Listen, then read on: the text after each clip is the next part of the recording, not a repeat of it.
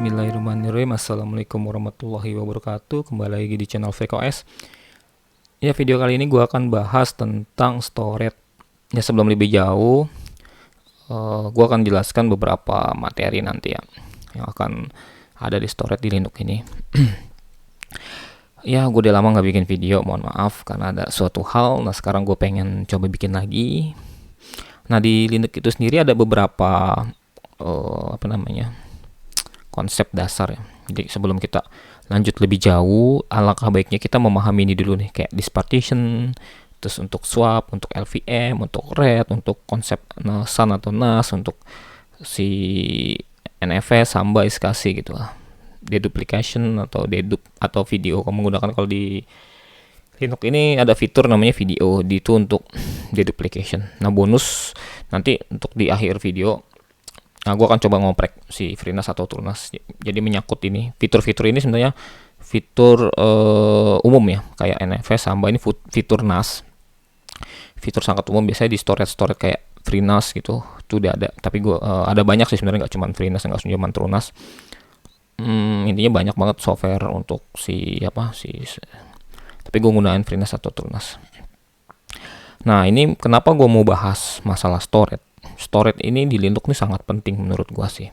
Kenapa penting? Karena biasanya untuk sistem engineer atau sysadmin yang profesi sebagai engineer atau sebagai sysadmin, setidaknya paham akan ini tentang storage. Nah, ini menurut gue ini adalah sangat fundamental. Jadi sebelum masuk ke lebih jauh, kita sebelum belajar seperti SDS untuk defense software storage gitu kan, sebelum kita belajar tentang SAN, tentang NAS yang lebih jauh, kita memahami dulu konsepnya.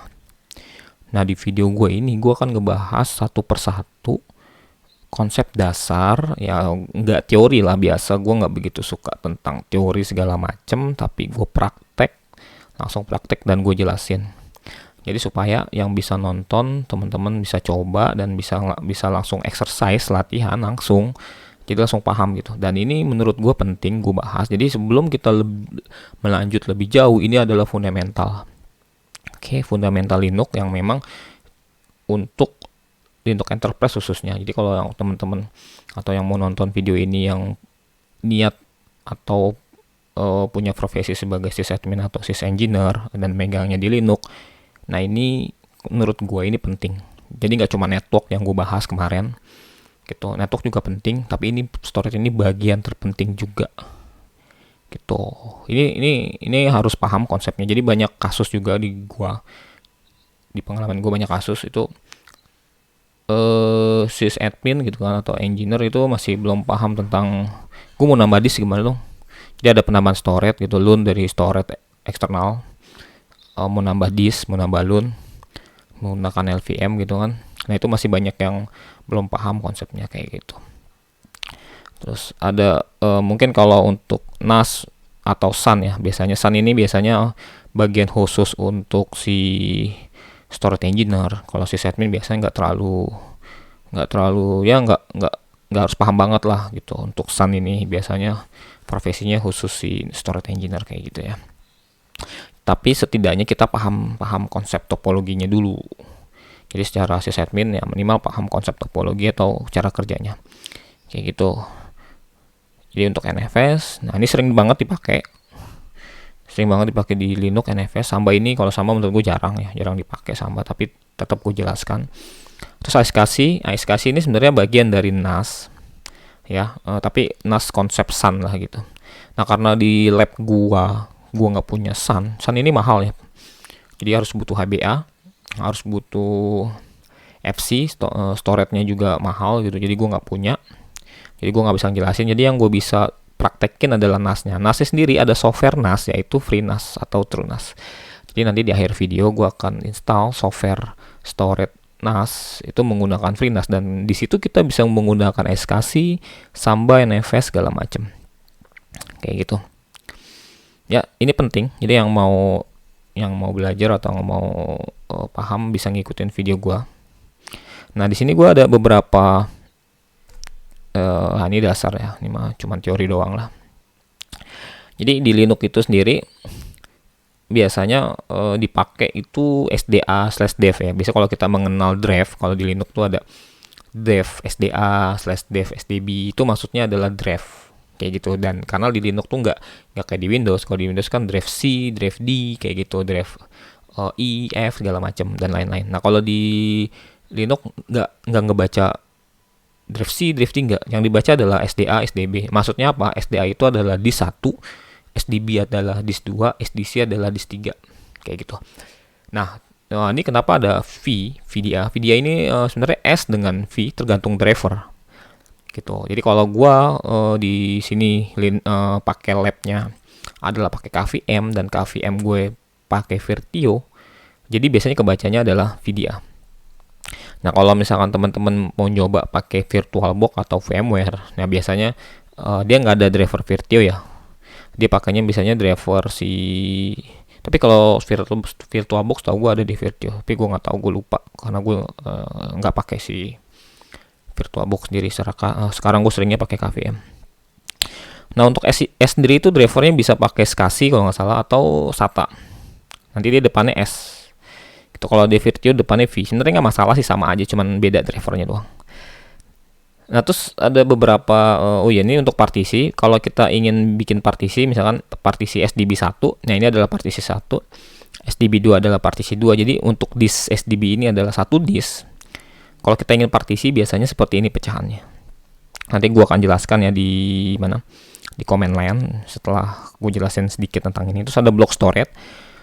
Nah, block storage itu adalah internal disk, bisa juga external disk. Jadi bisa internal, bisa eksternal. Biasanya kepake yang seperti ini, block storage. Kayak SDB, SDC itu adalah block storage. Oke. Jadi kalau ada /dev, intinya kalau ada yang di /dev terus disk itu biasanya block storage. Ya. Block storage ini panjang bahasannya, kita bisa pakai multipad nanti segala macem, bisa nanti kita jelasin tentang RAID kayak gitu ya. Ini biasanya nih SCSI ini ada ya di block storage, Sun ini block storage, ini untuk external storage kayak gitu. Nah, untuk attached storage sendiri bisa pakai NFS attached storage ya. Nah, untuk file system sendiri atau format, biasanya kalau kita bahasa gampangnya gitu, kita punya flash disk, punya hard disk, format dulu lah NTFS kayak gitu. Nah, di Linux juga ada beberapa file system, tapi yang sering digunakan biasanya gue pakai ext4 atau XFS yang paling sering dipakai. Nanti gue bahas ini aja ya, XFS sama ext4 aja yang gue bahas, yang sering gue bahas. Oke. Terus gue ada lab juga, jadi sebelum sebelum ngoprek lebih jauh, jadi gue jelasin gue punya lab gitu. Ini bisa pakai VirtualBox teman-teman di laptopnya sendiri, bisa pakai KVM terserah, bisa pakai workstation terserah. Nah, di sini gue pakai Linux, Rocky Linux. Gue mau cobain Rocky Linux, jadi sekalian gue oprek di ini karena di channel gue ya, karena gue sendiri pribadi gue tuh lebih advice di bagian RPM Linux ya, atau Red Hat. Nah, Red Hat turunan Red Hat lah gue biasanya. Kalau Debian gue kurang begitu familiar karena jarang banget pakai Debian. Bahkan nggak pernah untuk production. Jadi sering untuk install production di server Linux tuh gue pakainya banyak kan CentOS. Nah, karena CentOS udah mau obsolete nanti bulan Desember tahun 2021. Nah, gue akan pakai si Rocky aja. Sama sih sebenarnya, nggak ada bedanya. Nah, di sini gue menggunakan 2 VM, yaitu nama VM pertama adalah VM Storage dan VM Server. Gitu. Nanti untuk VM Storage dan VM Server nanti untuk 2 VM ini bahasnya kebanyakan nanti di sini nih. Mulai dari NFS saya kasih ya, mulai dari NFS kasih ini kita menggunakan 2 VM. Tapi kalau kita ngebahas tentang disk partition sampai dengan RAID ya, ini kita bisa pakai 1 VM doang kayak gitu. Oke, mungkin gitu video gue. Jadi sebelum tadi gue mau jelasin tentang disk, karena ini video perkenalan. Oke, jadi gue mau jelasin bentar. Gue gedein dulu ya gambarnya biar enak. Oh, nggak bisa pakai itu. Zoom in. Nah, oke, biar gede. Oke, jadi gue punya 2 VM. Ini VM-nya ya, server dengan storage. Untuk storage di sini sendiri gue pakai ini untuk OS ya, untuk OS 7 GB, untuk ininya 4 GB, ini untuk oprekan sih. Nah setelah gue install, jangan lupa di snapshot. Kenapa di snapshot? Jadi kalau gue terjadi error atau crash di storage, gue nggak perlu bikin baru gitu untuk OS. Biasanya kan kalau kita main storage ada kegagalan di konfigurasi, ada kesalahan, biasanya hancur. Itu bedanya ngoprek network dengan storage. Makanya storage ini gue bilang sangat penting banget. Jadi kalau storage ini kita punya kesalahan aja, itu fatal banget. Makanya bener-bener harus kita paham gitu. Kita mau nambah disk, ternyata salah prosedurnya. Wah itu fatal.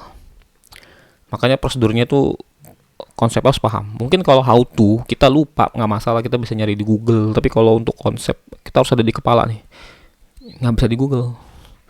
Jadi harus paham. Jadi kalau misalkan komennya apa, caranya gimana, tapi kita ngerti konsep, kita masih bisa nge-googling, bisa nyari tahu. Tapi kalau konsepnya nggak tahu, itu pusing. Oke, ini ada 2 lab. Ini yang jarang gue pakai, nanti pakainya pas ngebahas di NFS ya, mulai NFS gue akan pakai ini SKC. Terus mana lagi ya? Oh iya, terus yang tadi gue jelaskan untuk di situ sendiri. Jadi di situ sendiri tuh ada di /dev. Mungkin udah banyak yang tahu teman-teman. Ya, nggak kayak di Windows kita bisa cek LSBLK. Nah di sini ada, karena gue pakai Virtio, dia pakai V depannya. Oke, pakai V. Karena gue pakai Virtio nih. Kalau dilihat nih driver gue pakai Virtio. Kalau di detail mana ya? Nah di Virtio nih, Virtio disk. Kalau teman-teman pakainya SATA atau SATA atau SCSI, nanti S bacanya. Nggak ngaruh sih, sama aja sih. Nanti jangan bingung kok di lab gue pakainya V, di sana pakainya S, nanti pas mau nge-lab nggak masalah, itu cuma beda driver doang ya. Dan di Linux itu sendiri adanya di /dev, karena dia nggak kayak di Windows gitu loh. Kalau di Linux ini atau di Unix, mesin Unix ini dia semua by file directory semua kayak gitu. Dan biasanya kalau untuk di situ nih kayak gua nih ada VDA ya kan, VDA 2. Nah, ini adanya B. Kalau di Linux ini kan ada permission ya. Kalau B ini melambangkan dia adalah block storage. Kalau di ini directory, kalau C ini gue lupa apa C ini. Karakter atau apa, biasanya untuk konsol kayak TTY, kayak kita kan nge-remote SSH itu ada TTY-nya ya. Nah, kayak gini nih. Terus ada L itu adalah symbolic link gitu. Ada strip, kalau strip itu file, kalau nggak ada apa-apa ya, kayak gini nih. Di laptop gue sendiri. Jadi kalau gue kayak gini nih, file sendiri nih, file ya. File tuh kayak gini, dia itu directory. Kayak gitu. Jadi kita memahami ini ya. Mungkin gue nggak jelasin di video di sini ya untuk detailnya tentang D, tentang B kayak gitu. Intinya kalau B itu adalah block storage. Itu untuk lab. Oke, mungkin itu video dari gua. Jadi kalau ada pertanyaan bisa bertanya. Mana ya? Bisa bertanya ya. Nah, untuk lab gua. Nah, ini sebelum kita lanjut ke bahas tentang ini, karena gua metodenya adalah metode praktek, jadi ini lab yang gua perlu siapkan. Mungkin itu video dari gua, nanti gua akan bahas lagi setelah video berikutnya ya. Oke, tetap di sini untuk belajar. Waalaikumsalam warahmatullahi wabarakatuh.